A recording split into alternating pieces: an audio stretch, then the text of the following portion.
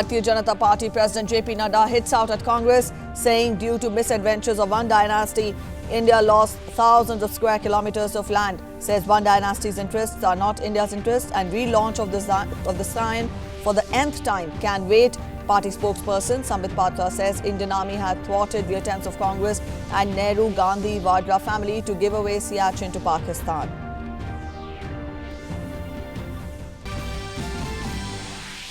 Raksha Mantri Rajnath Singh says if there are any questions on India's sovereignty and territorial integrity, its resolve to protect its interest at any cost cannot be doubted.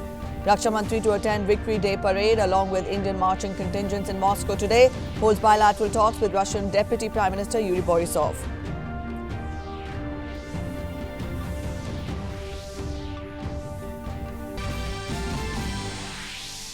Army Chief General M.M. Narvane is in Ladakh on a two-day visit to review overall military preparedness and ground situation at line of actual control. Interacts with soldiers at military hospital in Leh. Army Commanders Conference reviews operational situation on the northern and western fronts.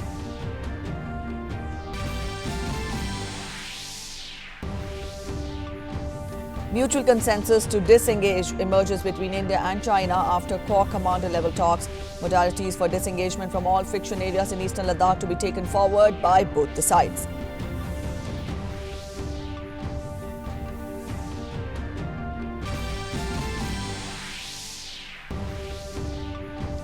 India seeks 50% staff reduction in Pakistan High Commission in New Delhi within a week. Ministry of External Affairs summons charged the affairs of Pakistan and conveys India's objections to the repeated gross violations of Vienna Convention and bilateral agreements by Pakistan. India to also reciprocally reduce its presence in Islamabad proportionally.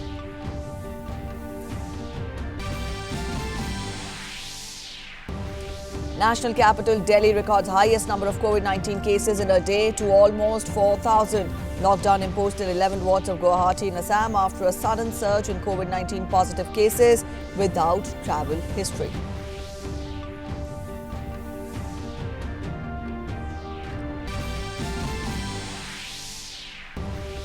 India's recovery rate from COVID-19 improves to over 56% with more than 2.58 lakh patients being cured and discharged. Active cases crossed 1.83 lakh with 14,476 fatalities. ICMR advises all state governments, public and private institutions and hospitals to scale up COVID testing. Global cases rise over 92.63 lakh with over 4.77 lakh deaths world over. Hello, you're watching DD News and I'm Preeti presenting the bulletin. Our top story first. BJP National President JP Nadda has launched a scathing attack on the Gandhi family and Congress party. Without naming anyone, Nadda said on Twitter that one royal dynasty is asking questions to the government and accused its followers of peddling the fake narrative. Speaking about Congress' stance of repeatedly questioning the government over handling of border issues, at the recently held all-party meet where the rest of the opposition extended support to the government, Nadda said, and I quote him, "It is the opposition's right to ask questions." The all-party meeting saw healthy deliberations with several opposition leaders giving their valuable inputs. They also fully supported the centre in determining the way ahead. One family was an exception. Any guesses who?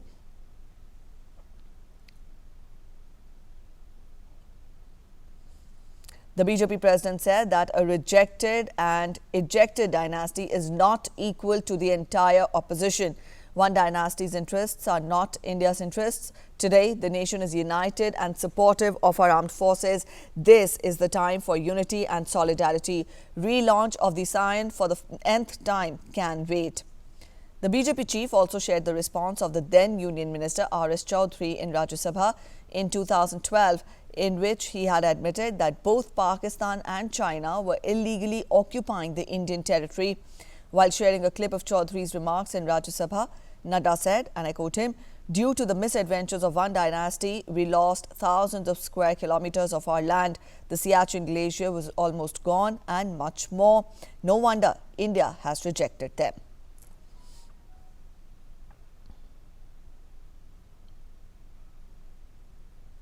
Addressing media, BJP spokesperson Sambit Patra said that Indian Army had thwarted the attempts of Congress and Nehru Gandhi Vadra family to give away Siachen to Pakistan.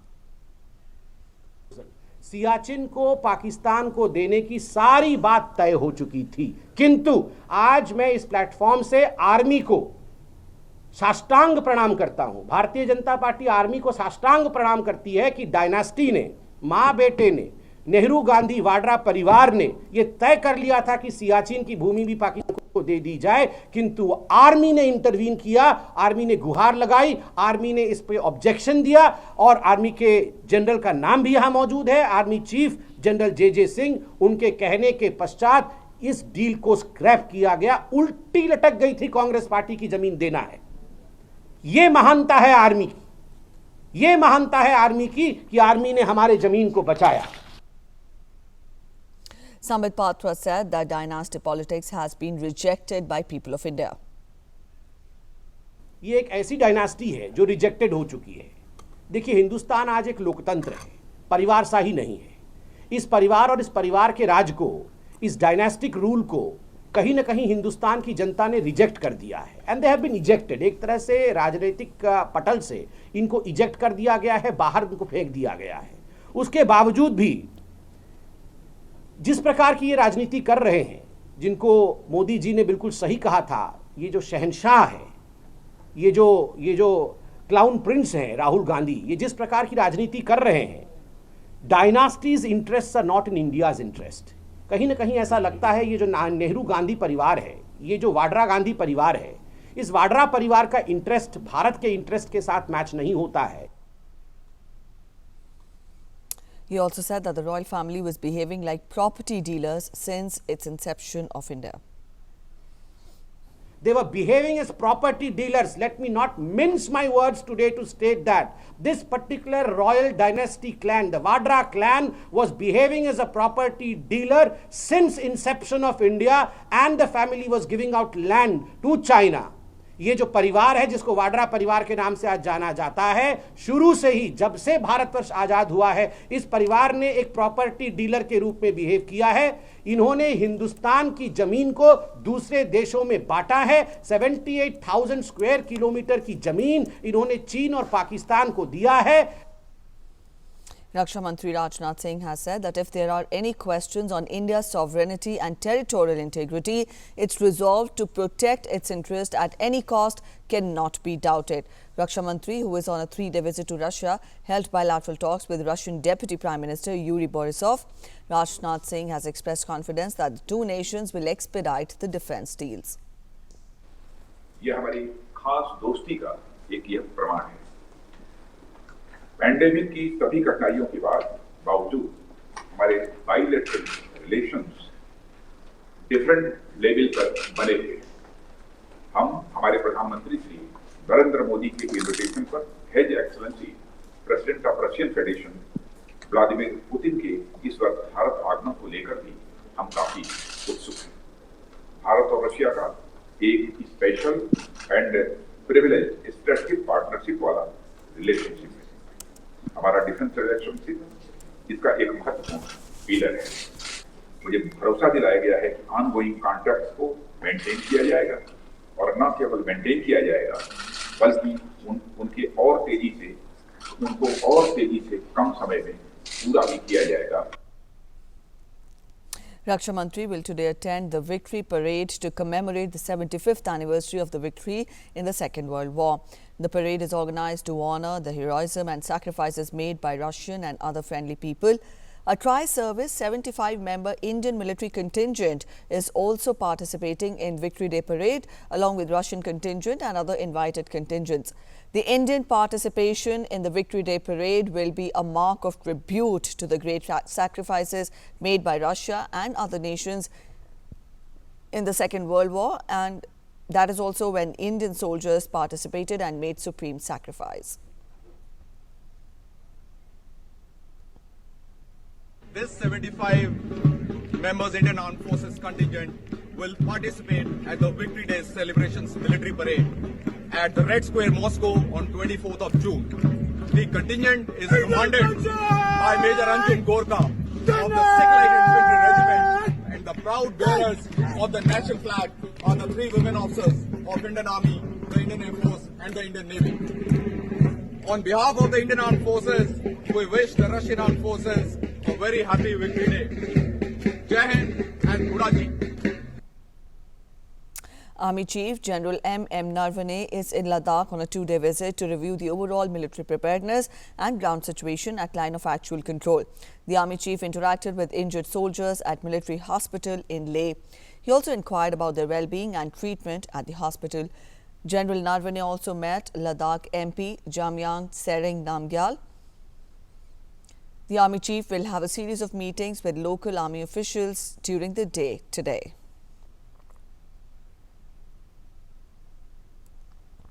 Meanwhile, military-level talks between India and China have taken a positive turn. And according to sources, the second Corps Commander-level talks between India and China since Galwan standoff were held at Moldo in a cordial, positive and constructive atmosphere.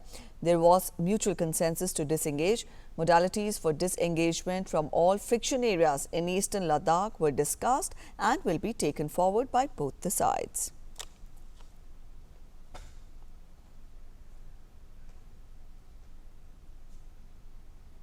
And up next, we'll take a look at the COVID-19 updates from across the country. As per the data by Health and Family Welfare Ministry, India's recovery rate from COVID-19 has improved to over 56%, with more than 2.58 lakh patients being cured and discharged.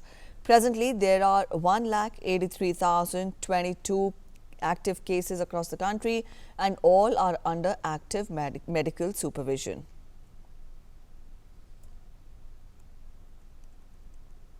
The Ministry of Ayush has asked Patanjali Ayurved Limited to provide at the earliest the details like the name and composition of the medicines being claimed for COVID treatment.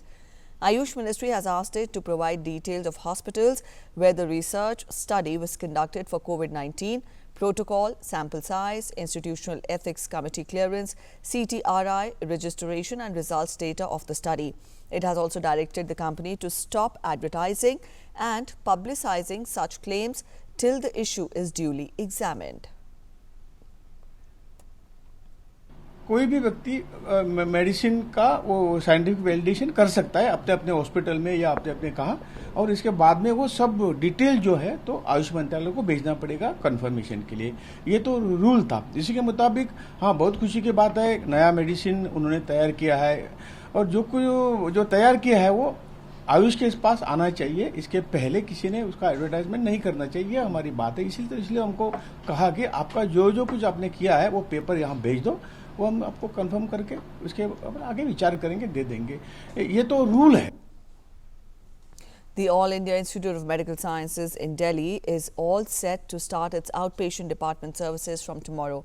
In the beginning, the OPD services at AIIMS will be for follow-up patients not exceeding 15 patients per day for each division. Patients can be given an appointment for OPD consultation directly by the department or through the computer facility. However, no appointments will be given for evening specialty clinics in the first phase of the OPD reopening. On March 24th, the hospital had closed all its non-emergency departments, including surgical departments and specialty clinics, stopped seeing all new patients and also follow-up patients, and left only its emergency open for non-COVID-19 patients. Since then, AIIMS has been providing teleconsultancy to all patients currently undergoing treatment at the hospital. The institute has provided 61,000 teleconsultations to follow-up patients to reduce the need for them to visit the facility during COVID-19 forced lockdown between March 25th and June 10th.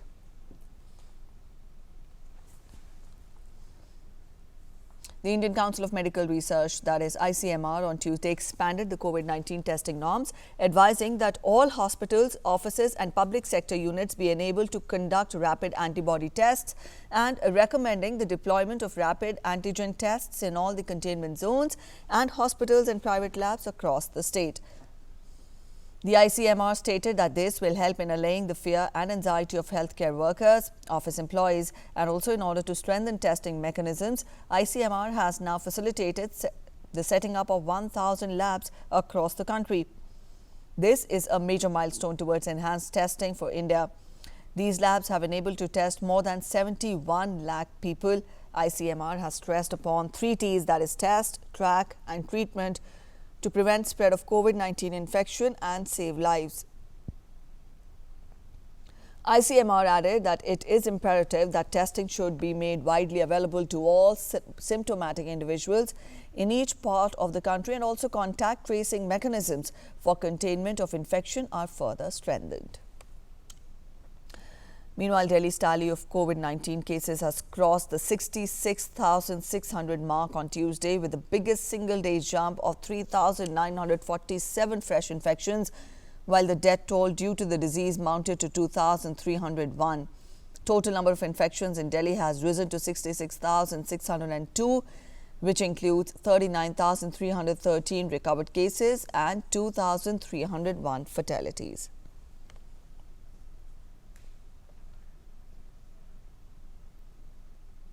In Tamil Nadu, a 7-day full lockdown in Madurai has come into effect at midnight last night. It will be enforced till the end of this month.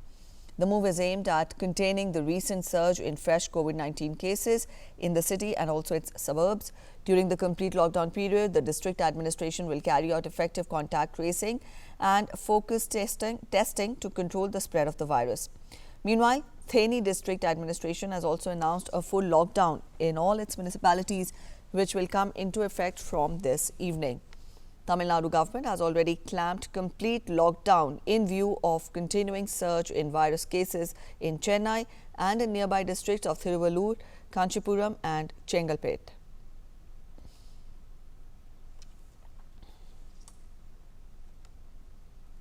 Amid a spike of the COVID-19 cases without any travel history in Guwahati, Assam government has imposed a 14-day complete lockdown in the city in 11 wards from Tuesday night. The administration has decided to impose ward-wise lockdown in Guwahati to prevent community transmission of COVID-19. However, the essential item shops will remain open from morning 10 a.m. till 5 p.m. in the evening. Meanwhile, COVID screening centers will start COVID test in the city from today onwards.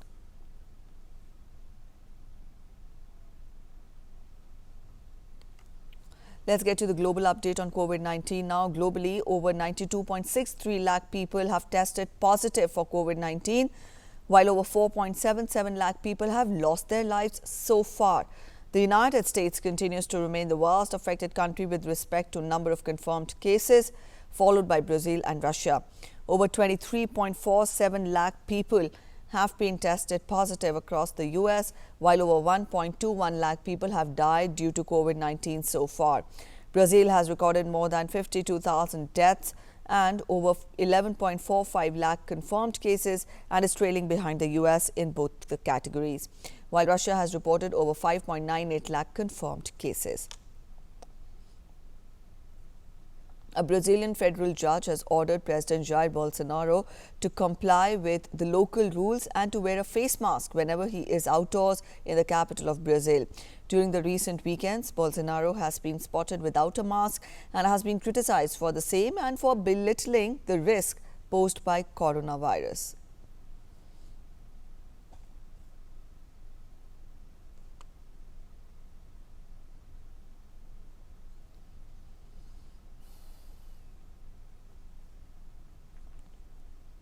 As coronavirus pandemic continues to spiral up every day, the government of Bangladesh has decided to ramp up testing of the virus by using multiple methods of detection, including antigen, nucleic acid and antibody dry and wet tests from next month. Bangladesh is currently carrying out 15,000 to 18,000 COVID-19 tests daily.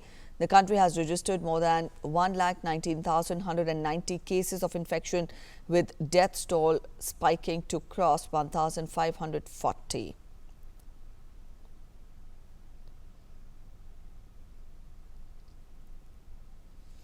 And in other news, a 7.2 magnitude earthquake struck Mexico City on Tuesday, killing at least 5 people nationally. Mexican President Andrés Manuel López Obrador said that there were no serious damages after the quake hit southern Mexico's Pacific coast, killing at least 4 people, buckling paved roads and cutting off isolated villages.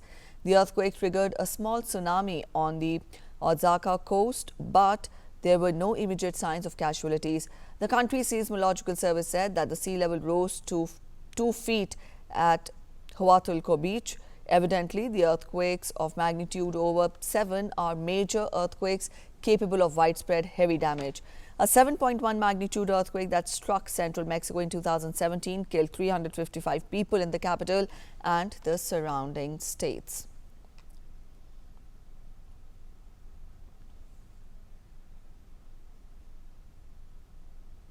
World number one Novak Djokovic on Tuesday confirmed that he has tested positive for novel coronavirus but did not show any symptoms previously. Djokovic was tested along with his family and team on arrival after Adria Tour exhibition tournament in Belgrade and Zadar. Earlier in the week, Djokovic's Adria Tour exhibition tournament Grigor Dimitrov and Borna Coric had tested positive for the virus, and an angry Dan Evans had lashed out at the Serb, saying he should take responsibility.